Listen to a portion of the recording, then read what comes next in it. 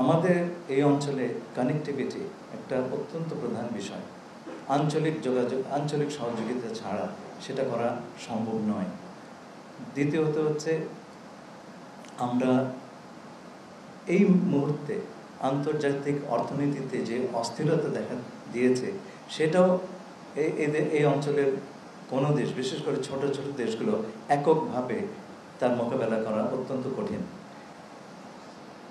আপনি যখন জোটবদ্ধভাবে এই সমস্যাগুলোর সমাধানের চেষ্টা করবেন, সমস্যা সমাধানের সম্ভাবনাটাও সেই পরিমাণ বাড়বে। আপনাকে আশাবাদী থাকতেই হবে। এটা সত্যি 25 বছর বিমস্টেকে আমরা উল্লেখযোগ্য ফুটপ্রিন্ট দেখতে পাইনি, কিন্তু সেই সঙ্গে এইবার প্রথমবারের মতন কিছু ফোকাস এরিয়া, এবং সেগুলো খুব প্র্যাকটিক্যাল, সেই ফোকাস এরিয়াগুলো নির্দিষ্ট হয়েছে। আমাদের প্রচেষ্টা থাকবে আগামী দিনগুলোতে এগুলোকে এগিয়ে নিয়ে যাওয়ার বাস্তবসম্মত একটা কার্যক্রম তৈরি করা। মিয়ানমারের কথা বললেন, মিয়ানমারের সমস্যা কিন্তু আজকের নয়, অনেক দিনের সমস্যা। তা সত্ত্বেও আপনার বাকি দেশগুলো, এবং সম্ভবত যখন হোপফুলি ভবিষ্যতের কোনো একটা সময় যখন কিছুটা শান্তি এবং স্বস্তি মিয়ানমারে ফিরে আসবে, আপনি রিজিওনাল কোঅপারেশনের মাধ্যমে যা করতে পারবেন, একক শক্তিতে কোনো দেশের পক্ষে সেটা করা খুবই দুর্লভ। সেই কারণে আমরা অন্তত আশাটা বজায় রাখবো যে বিমস্টেক তার রোলটা প্লে করবে। মাননীয় প্রধান উপদেষ্টাই প্রথমবার বলেননি, উনি 2012 সালে একই ধরনের কথা বলেছিলেন।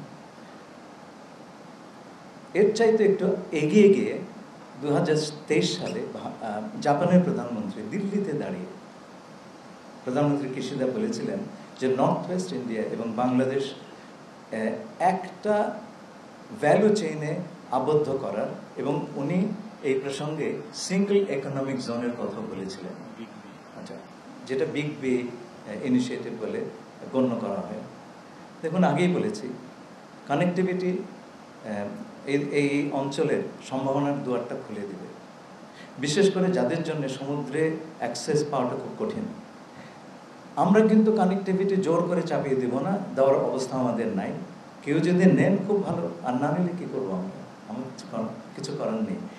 অত্যন্ত সদুদ্দেশ্য প্রণোদিত কথাই তিনি বলেছেন। এটা হচ্ছে, এখন যদি এর ব্যাখ্যা অন্যরকম দেওয়া হয়, আমরা তো সেই ব্যাখ্যা ঠেকাতে পারছি না। আমরা শুধু এটুকু বলতে পারবো যে আমরা কানেক্টিভিটি সকলের ইকুইটেবল বেনিফিটের জন্য আমরা দিতে আগ্রহী আছি। কেউ নেবেন তো ভালো, না নিলে নেবেন না।